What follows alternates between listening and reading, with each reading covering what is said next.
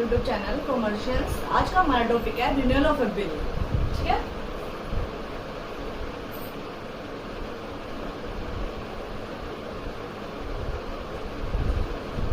Renewal of A bill का मतलब क्या है? रीन्यू मतलब दोबारा न्यू जो है वो इशू किया। ठीक है, न्यू बिल है वो इशू किया गया है, उसको क्या बोलेंगे? Renewal of A bill. ठीक है, जब हम जो भी हमारा जो ड्रॉइंग है कब करते हैं? जो हमारा ड्रॉइंग है वो जो मैच्योरिटी डेट है, जो हमारी ड्यू डेट है, उस पे पेमेंट करने के लिए कैपेबल नहीं है। ठीक है, ड्यू डेट पे वो पेमेंट नहीं कर सकता हमें, तब क्या है वो रिक्वेस्ट करता है किसको? जो ड्रॉवर है जिसको पेमेंट रिसीव होनी है उसको रिक्वेस्ट करता है कि वो एक न्यू डेट पे बिल क्या है इशू कर दे।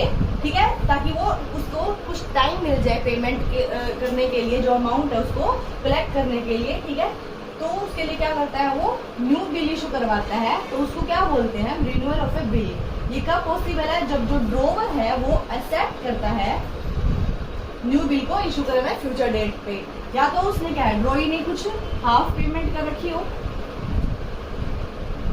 ठीक है, या वो एश्योर हो कि वो पेमेंट रिसीव कर सकता है उससे फ्यूचर डेट पे, तब क्या है वो उसको न्यू बिल को एक्सेप्ट करता है इशू करने के लिए। ठीक है, अब इसके लिए हम क्या एंट्रीज करेंगे अपनी बुक्स में? फर्स्ट तो होगी डिसऑर्डर की होती है जो कैंसिलेशन की, सेम वही एंट्री होगी। क्यों होगी? क्योंकि जो न्यू बिल है हम उसको सेट करेंगे, इसको तो हम कैंसिल कर रहे हैं क्योंकि इसमें तो हम पेमेंट रिसीव नहीं होगी ना, जो हमें ये ऑलरेडी जो ड्रॉन है जो ये बिल। ठीक है, इसलिए हम जो कैंसिलेशन की एंट्री है सेम जो डिसऑर्डर में करते हैं वो इसमें भी करेंगे। ठीक है, फर्स्ट हम क्या करेंगे? डिसऑर्डर से रिलेटेड कैंसिलेशन कैंसिल करेंगे इस वाली बिल को। क्या फर्स्ट ड्रॉअर की बुक्स में करेंगे हम, तो by account debit to bills receive. ठीक है, ये हमारी होगी कैंसिलेशन की एंट्री। नेक्स्ट है, अब क्या है वो जो हम टाइम पीरियड है, अब मान ली उसने 1 मंथ का है 2 मंथ का है, तो उसके बाद पेमेंट करेगा, तो तब तक क्या है वो जो ड्रॉअर है उसमें क्या है इंटरेस्ट अप्लाई करेगा उस अमाउंट पे। ठीक है, क्योंकि उसको एक फ्यूचर डेट पे रिसीव हो रही है, तब तक वो क्या है और नहीं उसको इन्वेस्ट करता है, तो उस पर कुछ उसको रिसीव होता, इसलिए क्या है वो उसको इंटरेस्ट चार्ज करेगा उस अमाउंट पे। ठीक है, उसके लिए हम क्या एंट्री करेंगे? Cash account debit to interest. जो वो कैश में उस इंटरेस्ट की पेमेंट कर रहा है जो वाई है पे कर। ठीक है, अब क्या है कैश में पेमेंट कर रहा है, लेकिन इफ अगर वो कैश में पेमेंट नहीं रिसीव हो रही है तो तब क्या करेंगे? Y account debit to interest. अब क्या है वाई ने एग्री किया है। ठीक है, अब क्या है जो न्यू बिल है उसकी क्या एंट्री करेंगे हम? तो bills receivable account debit to Y. ठीक है, जो न्यू बिल इशू करेंगे उसको एक्सेप्टेंस की ये हम एंट्री करेंगे। ठीक है, तो ड्रॉइंग की बुक में हम क्या एंट्री करेंगे? ये थी ड्रॉवर की बुक्स में, तो bills payable account debit to X first, उसके बाद है cash interest account debit to cash. अगर कैश में पेमेंट किया है, अगर नहीं किया तो हम एक्स को डेबिट करेंगे, अगर पेमेंट कैश में रिसीव हुई है तो टू एक्स। उसके बाद आएगी bills X account debit to bills payable. ठीक है, ये एक्सेप्टेंस की एंट्री होगी। ये कैंसिलेशन की है, ये एक्सेप्टेंस की है, अपोजिट है। ठीक है, कैंसिलेशन की इसके अपोजिट है। इस तरह से हम रिन्यूअल ऑफ ए बिल की जो है एंट्रीज करते हैं। अब इसको एक सम के फॉर्म क्लियर करते हैं। गिवन है like why accepts a bill drawn by x for 2 months. 50,000 की उसने क्या है पेमेंट करनी है, तो बिल्स कितने का रिसीव हुआ फर्स्ट? तो bills receivable account debit to Y ने एक्सेप्ट किया है 50,000 से डेबिट एंड क्रेडिट। नेक्स्ट है हमारा बिल क्या है, डिसऑनर हुआ है उसकी ऑन ड्यू डेट पे डिसऑनर हुआ है, by account debit to bills receivable account. Noting charges pay किए उसने 200, तो टू कैश अकाउंट 50,000 एंड 200 जो हमारे नोटिंग चार्जेस, तो 50,000 का जो हमारा बिल था and 200 for the noting charges. Next है अब हमारा जो 73 डेज के लिए जो है new bill and 18% per annum की इंटरेस्ट से उसने चार्ज किया इंटरेस्ट को, ठीक है। तो cash account debit to interest account 50,200 है हमारी अमाउंट टोटल, उस पे 18% की रेट से एंड 73 डेज के लिए इशू किया, ठीक है। तो ये हमारा आएगा 1807, ठीक है। ये हमारा क्या है, जो इस अमाउंट पे इंटरेस्ट उसने कैलकुलेट किया है। अब आता है जो न्यू बिल उसने रिसीव किया,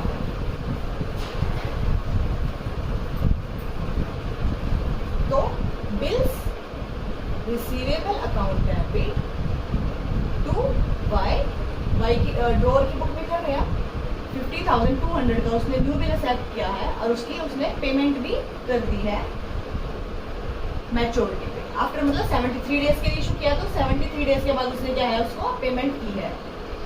तो पेमेंट के लिए क्या एंट्री होगी, bank account debit to bills receivable account.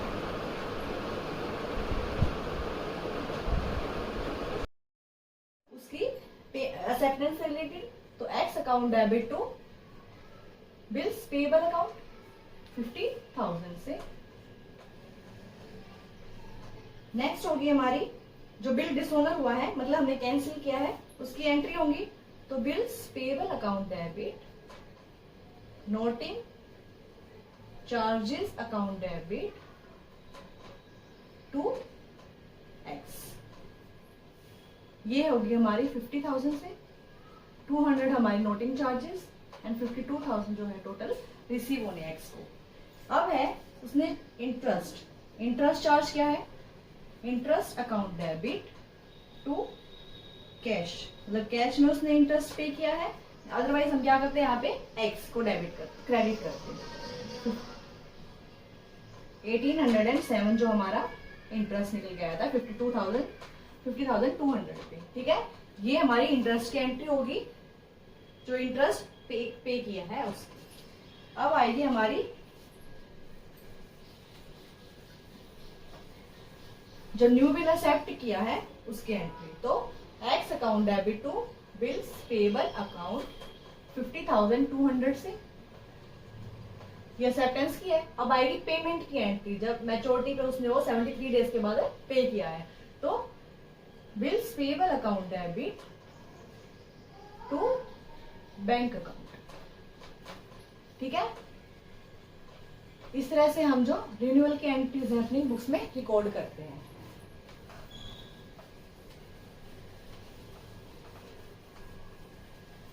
अब आता है अगर बिल हमने डिस्काउंट करवाया है बैंक से, बिल डिस्काउंटेड फ्रॉम बैंक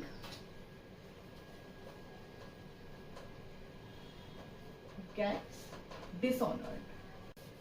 अगर हमने बैंक से बिल को डिस्काउंट कराया है, तो फर्स्ट जो बैंक है वो जो नोटिंग चार्जेस पे करने होंगे डिसऑनर पे, वो किससे रिसीव करेगा, जिसने भी बिल को डिस्काउंट करवाया है, ठीक है। एंड फर्दर जो अमाउंट होगी वो किससे रिसीव होगी, इंक्लूडिंग द नोटिंग चार्जेस, जो भी एक्सेप्टर था जिसको पेमेंट करनी थी, उससे वो अमाउंट को रिसीव करेंगे, ठीक है। तो इसके लिए हम क्या करेंगे अपनी बुक्स में एंट्री, फर्स्ट तो हम जो डिस्काउंट की एंट्रीज होती हैं उनको रिकॉर्ड करेंगे, उसके बाद हम जो डिसऑनर की एंट्रीज होती हैं उनको रिकॉर्ड करेंगे। क्या है, पहले फर्स्ट डिस्काउंट देन डिसऑनर की, क्योंकि डिस्काउंट होने के बाद ही डिसऑनर हुआ है, ठीक है। फर्स्ट लाइक एक सम के थ्रू हम समझते हैं इसको, तो ए ने बी को गुड सेल की है, तो B account debit to sales कितनी अमाउंट की, 40,000 से।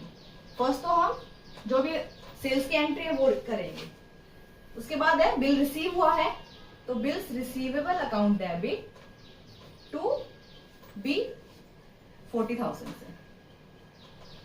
नेक्स्ट है आप बिल डिस्काउंट की एंट्री करेंगे हम।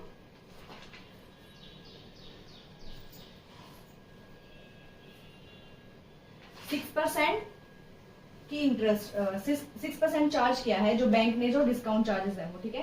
तो bank account debit, discount charges account debit to bills receivable account, ठीक है। 40,000 का था, उस पे हमें 6% की रेट से फॉर 3 मंथ्स के लिए इशू किया गया है, ठीक है। तो 600 है वो हमारे क्या होंगे, डिस्काउंट। तो 39,400 हमारा बैंक में है, और जो रिसीवेबल होगा वो हमारा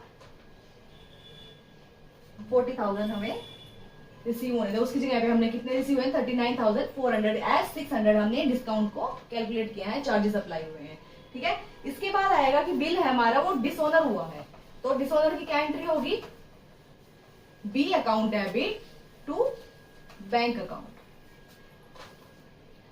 B account debit to bank account. अब क्या है, अब हमें गिवन है कि बी ने नोटिंग चार्जेस जो है ए ने है वो नोटिंग चार्जेस भी पे किए हैं 200 के, ठीक है। तो 40,200 हमारा जो टोटल है वो कितना डिसऑनर हुआ, कितने अमाउंट से, 40,200 के, एज 200 क्या है हमारे नोटिंग चार्जेस। क्लियर है। इसके बाद आता है B to interest account. Interest receivable है फ्रॉम बी से, कितना होगा वो, 40,200 का 12% की इंटरेस्ट रेट गिवन है फॉर 3 मंथ्स, ठीक है। ये आ गया हमारा 1206, ठीक है। अब ये अमाउंट भी हम जो बिल अमाउंट थी उसमें ऐड कर देंगे, जो इंटरेस्ट चार्ज अप्लाई किया है, क्यों, क्योंकि उसने क्या है, न्यू बिल इशू किया है, तो उसके एक्सेप्टेंस फी क्या होगी, तो bills receivable account debit to B 41,406।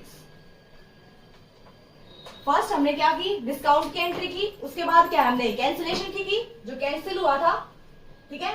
उसके बाद क्या है, उसने न्यू बिल इशू किया है, यहाँ पे क्या है, न्यू बिल इशू किया है, न्यू बिल की एक्सेप्टेंस है, तो जो अमाउंट थी उस पे क्या है, इंटरेस्ट अप्लाई किया उसने, क्योंकि उसने नेक्स्ट मंथ के लिए उसको इशू किया है फिर से, तो क्या होगा, हम उस पे इंटरेस्ट कैलकुलेट करेंगे, वो आया हमारा 1206। तो टोटल अमाउंट होगी जो न्यू बिल की, उसमें इंटरेस्ट भी अब ऐड करके हम क्या होगी हमारी 41,406। क्लियर है। इस तरह से हम जो bill discounted from the bank है उसको रिकॉर्ड करते हैं, फर्स्ट डिस्काउंट की, फिर कैंसिलेशन की, देन इंटरेस्ट, अगर न्यू बिल इशू किया गया है तो उससे रिलेटेड हम इस तरह से अपनी बुक्स में रिकॉर्ड करते हैं। एक पॉइंट कंसीडर नहीं किया है, जैसे हमने बी को बैंक से हमने यहाँ पे क्यों डेबिट किया है, क्यों, क्योंकि जो नोटिंग चार्जेस हैं वो हमने क्या है पे किए हैं, बैंक ने किए हैं, ठीक है।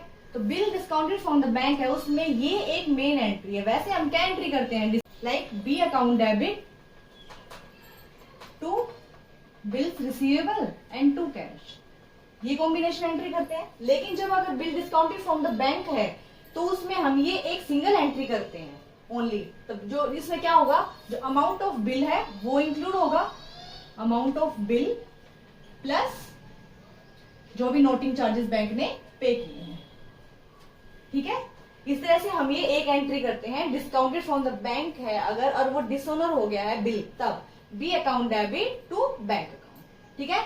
ये कैंसिलेशन की भी एंट्री है, एंड डिसऑनर से रिलेटेड जो भी नोटिंग चार्जेस पे किए हैं उसको इंक्लूड करके जो बैंक ने पेमेंट किया है उसकी रिगार्डिंग एक सिंगल एंट्री हम पास करते हैं। क्लियर है। ये है bill discounted from the bank dishonour, जब डिस्काउंट होने के बाद डिसऑनर होता है। नेक्स्ट क्लास में हम करेंगे जब बिल को हम एंडोर्स किसी और को करते हैं, थर्ड पार्टी को, और तब वो डिसऑनर होता है, ठीक है। Thank you. Please like, share and subscribe my channel.